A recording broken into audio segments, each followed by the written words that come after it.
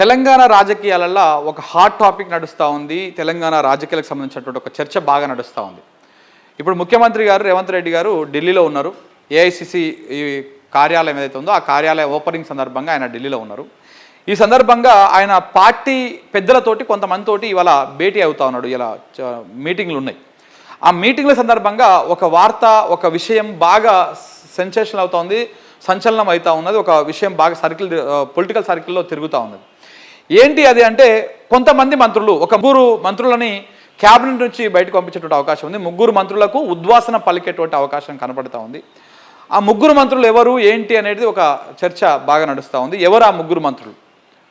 మరి ఆ మంత్రులతోనే రేవంత్ రెడ్డి గారికి వస్తున్నటువంటి ప్రాబ్లం ఏంటి? రేవంత్ రెడ్డికి ప్రాబ్లం వస్తుందా, లేకపోతే కాంగ్రెస్ అధిష్టానానికి ప్రాబ్లం వస్తుందా? నిజంగా వాళ్ళని తీసేస్తారా, తీసేయరా? అసలు ఈ చర్చలో ఎంతవరకు నిజం ఉంది, ఎంతవరకు అబద్ధం ఉంది? ఆ మంత్రులు ఎవరెవరు, వాళ్ళ మీద ఉన్నటువంటి ఆరోపణలు కానీ లేకపోతే అభిప్రాయం కానీ అధిష్టానం ఏమనుకుంటుంది, ఏం జరగబోతోంది? ఇప్పటికే కొంతమంది మంత్రులను ఇంకా తీసుకోవాల్సి ఉంది క్యాబినెట్లోకి.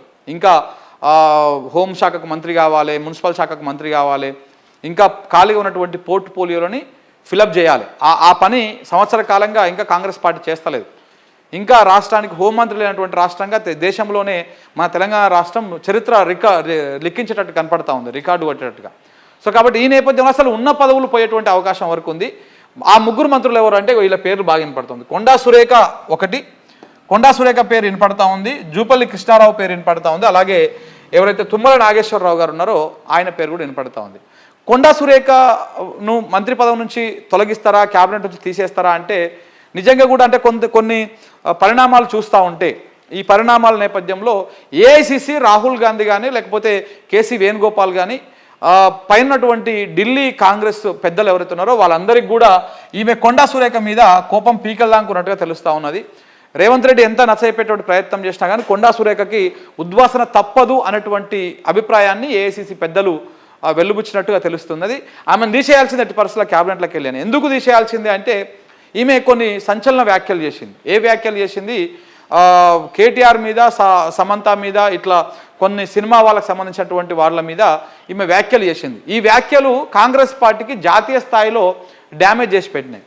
రాష్ట్ర స్థాయిలోనే కాదు, రాష్ట్ర స్థాయిలో ఎలాగో చర్చ అయింది, పెద్ద డ్యామేజ్ అయింది. అందరూ ఆమెను తిట్టినోళ్ళే కానీ తిట్టినోళ్ళు లేరు.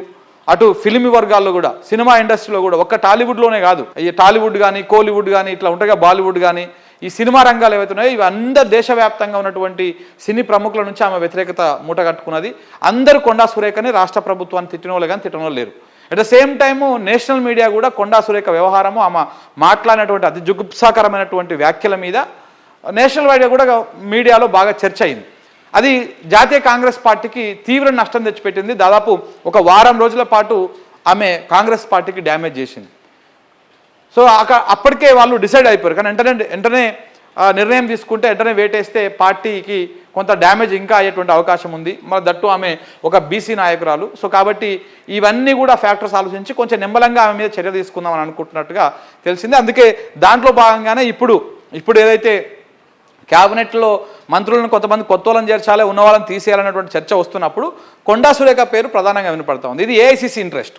ఈ కొండా సురేఖను ఉంచాలనా తీసేయాలనా అనేది రేవంత్ రెడ్డి ఎంత చెప్పినా కానీ కొండా సురేఖ విషయంలో అధిష్టానము వింటున్నట్టుగా, నమ్ముతున్నట్టుగా అయితే ఎక్కడ కూడా ఆ రకమైనటువంటి సూచనలు కనపడతలేవు.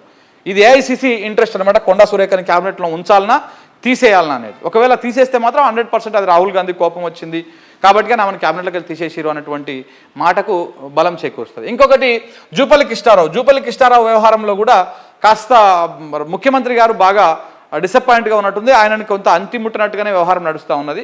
సో కాబట్టి కొన్ని రోజుల నుంచి జూపల్లి కృష్ణారావుకి ఇటు రేవంత్ రెడ్డికి కొంత గ్యాప్ పెరుగుతున్నట్టుగా కనపడతా ఉంది. దట్టు ఎట్టంటే కొన్ని సందర్భాల్లో కాంగ్రెస్ పార్టీలో ఉన్నటువంటి కొంతమంది నాయకులు కానీ రేవంత్ రెడ్డి గారు కానీ, మీరు ఒకసారి ఆయన గవర్నమెంట్లోకి వచ్చిన కాడ నుంచి మనం అబ్జర్వ్ చేస్తే రావులను బాగా టార్గెట్ చేసిండు.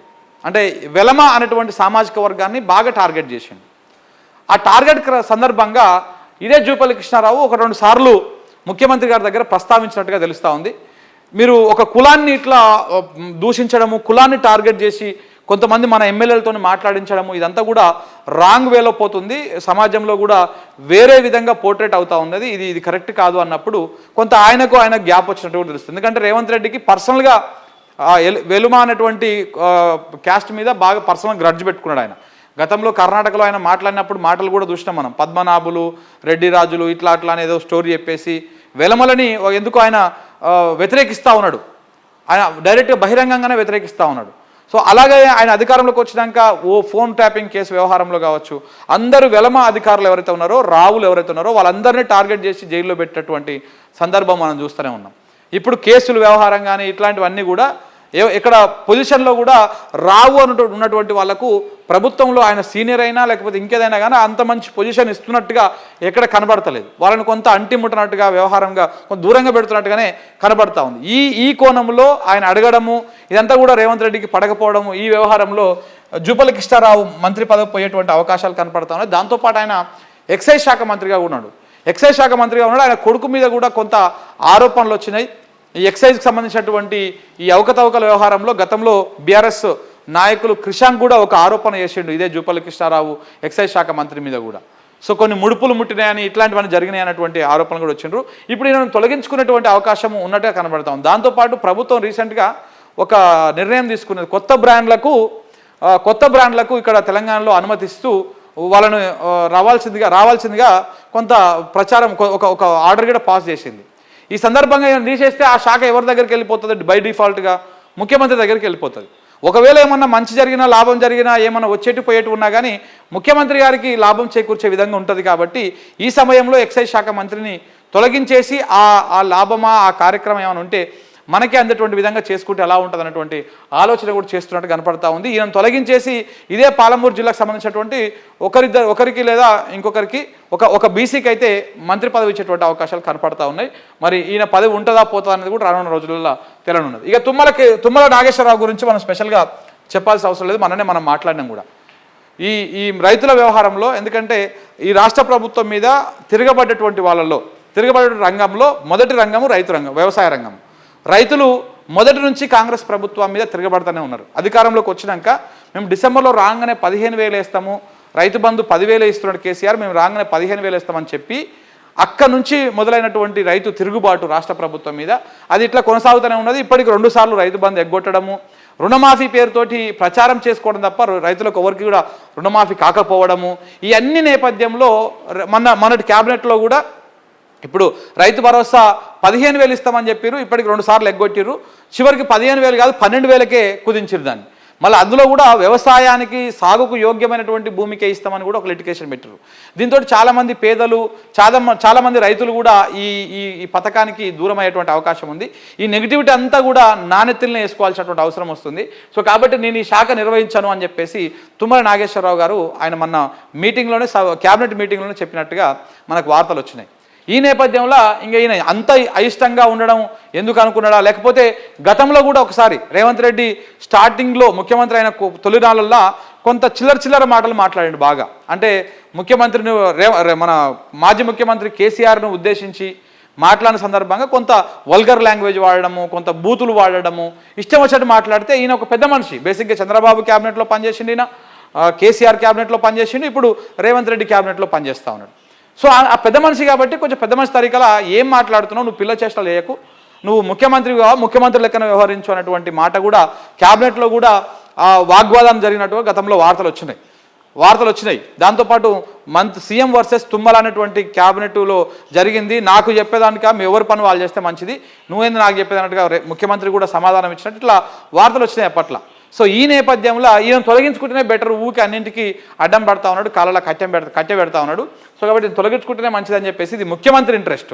ఇక్కడనేమో కొండా సురేఖదేమో ఏఐసిసి ఇంట్రెస్టు, ఇక్కడనేమో రావు వర్సెస్ రెడ్డి ఇంట్రెస్టు, ఇక్కడనేమో కంప్లీట్గా రేవంత్ రెడ్డి గారి ఇంట్రెస్టు. ఈ ముగ్గురి మెడలో కత్తి వేలాడుతూ ఉంది. ఎవరి క్యాబినెట్ నుంచి ఎవరు బయటికి వెళ్ళిపోతారు, ఎవరికి ఉద్వాసన పలకనున్నారు ఏంటి అనేది కూడా తేలనున్నది. ఈ 2 రోజులు ఇవాళ నైటు అక్కడనే ఉంటుంటారు ముఖ్యమంత్రి. రేపు సాయంత్రం ఫ్లైట్ ఉంది ఆయన సింగపూర్ పోవడానికి. రేపు సాయంత్రం దాకా కూడా ముఖ్యమంత్రి అక్కడనే ఉంటాడు. కొంతమంది కేంద్ర మంత్రులు ఉన్నారు ఆయన స్కెడ్యూల్లో కలిసే దాంట్లో. మెజారిటీగా కాంగ్రెస్ పార్టీ అధిష్టానం పెద్దలు ఉన్నారు. సో వాళ్ళు కనుక మరి అపాయింట్మెంట్ ఇస్తే ఏం జరగబోతుందనేది చూడాలి. సో మొత్తానికి ఈ రకంగా ముగ్గురికైతే మంత్రి పదవులు పోయేటువంటి అవకాశం కనపడతా ఉంది.